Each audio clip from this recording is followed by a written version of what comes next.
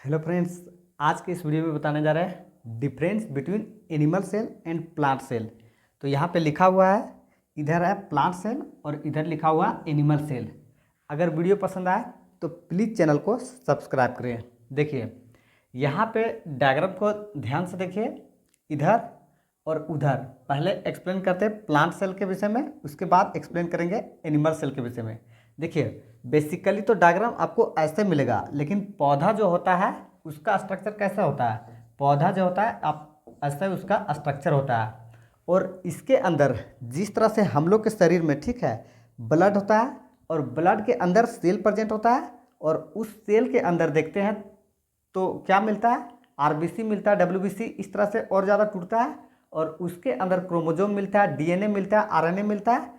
Same उसी प्रकार इसमें होता है प्लांट के अंदर। ठीक है, प्लांट के अंदर अगर आप मान लीजिए लीफ को ले लेते हैं, पत्ती को ले लेते हैं, अब इस पत्ती को ले लेते हैं तो इसके अंदर आपको मिलेगा जाकर सेल मिलेगा। अब सेल के अंदर डिस्कवर करी मतलब करता है साइंटिस्ट लोग, तब जाकर के यहाँ पे ये टोटल चीज़ देखने को मिलता है। तो यहाँ पे सबसे बड़ा जो फाइनली बात याद रखने वाला है कि इसमें जो है एनिमल सेल और प्लांट सेल में एक दूसरे से अलग क्यों हो जाता है, अंतर क्यों रह जाता है। तो यहाँ पे देखिए सबसे पहला जो है ये आउटर सेल है। ठीक, तो प्लांट के केस में जो सबसे मेन डिफरेंस बतलाता है वो बतलाता है सेल वाल। ये सबसे यहाँ पे आउटर साइड में होता है, और एनिमल के केस में ये जो होता है सेल वाल, इसके जगह पे वहाँ पे कौन सा प्रेजेंट हो जाता है, प्लाज्मा मेम्ब्रेन प्रेजेंट हो जाता है। ये मेन डिफरेंस था। अब इसके बाद देखिए ऑर्गेनेलिज में। ठीक है, तो ऑर्गेनेलिज में बात करते हैं, जो बेसिकली कॉमन आ जाता है ये राइबोसोम्स है। ठीक है, ये राइबोसोम्स दो कंडीशंस में शो करता है, कभी ऑर्गेनेलिज में आता है, कभी ऑर्गेनेलिज में नहीं आता है। तो इस कंडीशंस को, दो कंडीशंस फॉलो करने के वजह से ये क्या होता है, ये दोनों में प्रेजेंट हो जाता है। राइबोसोम्स प्लांट सेल में भी देखने को मिल जाएगा और एनिमल सेल में भी देखने को मिल जाएगा। अब देखिए यहाँ पे बात करता है इंडो मेम्ब्रेन सिस्टम। ठीक है, तो इंडो मेम्ब्रेन सिस्टम का पार्ट जो है ये हो गया, जो हो गया गोल्गी अपेटस हो गया, वैक्यूल हो गया, ये सब कहलाता है इंडो मेम्ब्रेन सिस्टम के पार्ट्स। ठीक, अब इसके बाद यहाँ पे देखिए lysosomes, rough endoplasmic reticulum, smooth endoplasmic reticulum. देखिए इसका जो स्मूथ इंडोप्लाज्मिक रेटिकुलम होता है, इसका बेसिकली जो फंक्शंस होता है, ये क्या करता है, जब इंडो मेम्ब्रेन सिस्टम पढ़ाएंगे तो वहाँ पे बताएंगे कि स्मूथ इंडोप्लाज्मिक रेटिकुलम जो होता है ये फैट को सिंथेसाइज करने में इसका रोल होता है, और रफ इंडोप्लाज्मिक रेटिकुलम जो होता है इसका रोल होता है प्रोटीन को सिंथेसाइज करने के लिए। ठीक, लाइसोसोम होता है ये सुसाइड बैग कहलाएगा, क्योंकि मतलब डिग्रेड करने वाला काम करने का इसका रोल आता है। ठीक, यहाँ पे देखिए ये वाला ऑर्गेनेलिज जो शो कर रहा है इसको बोलते हैं पेरोक्सीजोम्स, जो कि दोनों में प्रेजेंट होगा। ये प्लांट सेल में भी है, ये एनिमल सेल में भी देखने को मिलेगा। और इस हिस्सा को, इस एरिया वाला हिस्सा को बोलते हैं साइटोप्लाज्म।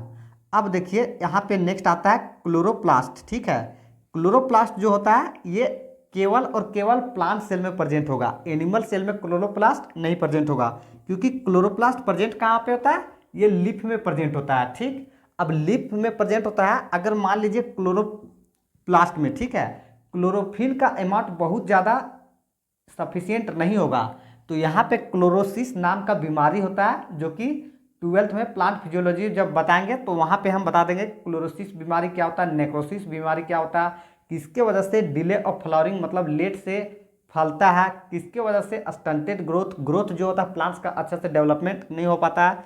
तो अधिकतर चीज़ है उसमें एक्सप्लेन करेंगे, यहाँ पे बेसिकली इतना ध्यान दीजिए।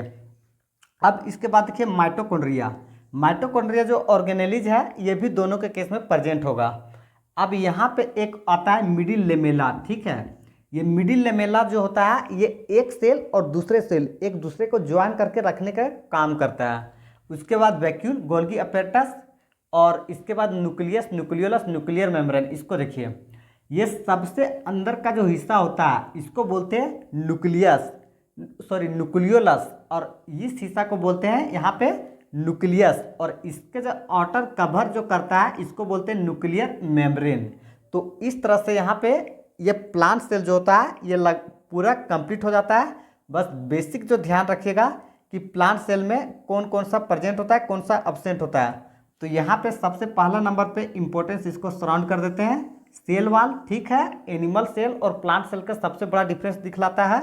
उसके बाद देखिए क्लोरोप्लास्ट जो है ये प्रेजेंट होगा सिर्फ इसके केस में से, एनिमल सेल में ये प्रेजेंट नहीं हो सकता। न्यूक्लियस, न्यूक्लियोलस, ये सभी जो है ये न्यूक्लियस एनिमल सेल में भी प्रेजेंट हो जाएगा। अब इसके बाद और कहाँ से क्वेश्चन ज़्यादा मतलब फ्लक्चुएट हो सकता है, यहाँ पे देखिए इधर कोई प्रोक्सिजोम्स यहाँ पे नहीं होगा, मिडिल लेमेला, ठीक है। मिडिल लेमेला जो होता है ये सेल और सेल को कनेक्ट करके रखने के काम करता है, इसको भी ध्यान रखिएगा। अब न्यूक्लियस, इधर लाइसोजोम्स, ये सब उसमें भी मिल जाएगा। तो चलिए अब नेक्स्ट हम चलते हैं एनिमल सेल के और, ठीक है। देखिए एनिमल सेल का डायग्राम है ये वाला, ठीक। तो ये वाला डायग्राम है, यहाँ पे देखिए माइटोकॉन्ड्रिया उसमें भी था, साइटोप्लाज्म एरिया इसका भी है, उसका भी था, रफ इंडोप्लाज्मिक रेटिकुलम इसको देखिए, ठीक। और इसके सेम अपोजिट साइड में इधर रफ इंडोप्लाज्मिक रेटिकुलम है और इधर स्मूथ इंडोप्लाज्मिक रेटिकुलम। तो यहाँ पे फैट का सिंथेसिस होता है, यहाँ पे प्रोटीन का सिंथेसिस होता है। अब राइबोसोम्स जो है ये कॉमन है, ठीक है, ये दोनों के केस में भी प्रेजेंट है। लाइसोसोम, पेरोक्सिसोम्स, ठीक है, ये भी उसमें प्रेजेंट था, ये भी इसमें भी प्रेजेंट है। लेकिन यहाँ पे ध्यान दीजिए ऊपर वाला, ठीक है, ये ऊपर का जो दो बात करने जा रहे हैं ये बहुत अलग हो जाता है। यहाँ पे सबसे आउटर मेम्ब्रेन जो है ये है प्लाज्मा मेम्ब्रेन, जो कि ओनली एंड ओनली किसके केस में आता है, ये एनिमल के केस में आता है, प्लाज्मा मेम्ब्रेन आउटर मेम्ब्रेन होता है। लेकिन अगर प्लांट के केस में बात करते थे तो कौन सा था आउटर मेम्ब्रेन, इसका सेल वाल था। अब इसके बाद देखिए सेंट्रियोल, देखो देखिए ये जो है ये एक ऐसा मात्र ऑर्गेनेलिज है जो किसमें प्रेजेंट होता है, ये एनिमल सेल में प्रेजेंट होता है। और कभी भी सेंट्रियोल यहाँ पे प्लांट सेल में प्रेजेंट नहीं होता। तो इसको बहुत अच्छा से ध्यान रखिएगा, दो इंपॉर्टेंट क्वेश्चंस यहीं से बन गया। अब देखिए माइक्रोविली क्या होता है, गोल्गी अपेटस क्या होता है। तो गोल्गी अपेटस उसमें भी था। और यहाँ पे देखिए अब डिस्कस कर दिए हैं पूरा टोटल। अब डिस्कस करते हैं कि इसमें नीट में अधिकतर एग्जाम में सवाल कौन बना सकता है। तो सबसे पहला इसको ध्यान रखिएगा, सेल वाल वाला, ठीक है, क्योंकि नीट वाला एग्जाम अधिकतर सवाल इससे पूछता है। उसके बाद इसको भी ध्यान रख लीजिएगा क्योंकि सेल के विषय में बात करेगा तो सेल से सेल कनेक्ट करने का काम करता है, ठीक। और इसके बाद ध्यान रखिएगा इधर से क्लोरोप्लास्ट, ठीक है, ये बहुत तरह से इंपॉर्टेंट हो जाएगा।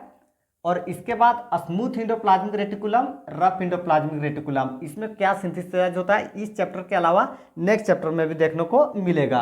अब यहाँ पे देखिए इसके केस में से इसको याद रखिएगा, प्लाज्मा मेम्ब्रेन जो होता है आउटर मेम्ब्रेन होता है और सेंट्रियोल जो होता है यही एक ऑर्गेनेलिज है जो कि एनिमल सेल में प्रेजेंट होता है और ये कभी भी प्लांट सेल में प्रेजेंट नहीं होता है।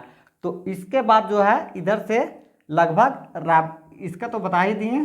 तो इस तरह से ये हो जाता है यहाँ पे पूरा कंप्लीट। अब बात करते हैं न्यूक्लियस, न्यूक्लियोलस और न्यूक्लियर मेम्ब्रेन के विषय में। तो ये वाला जो हिस्सा होता है, ठीक है, सेंटर वाला, इसको बोलते हैं न्यूक्लियोलस और इस वाला हिस्सा को बोलते हैं न्यूक्लियस और इधर जो सराउंड करके रखता है इसको बोलते हैं न्यूक्लियर मेम्ब्रेन। तो इस तरह से यहाँ पे जो बेसिक डिफरेंस था एनिमल सेल और प्लांट सेल के विषय में ये हमने पूरा अच्छा से कंप्लीट कर दिया। चलिए करते हैं वीडियो को इन। Thanks, all the best.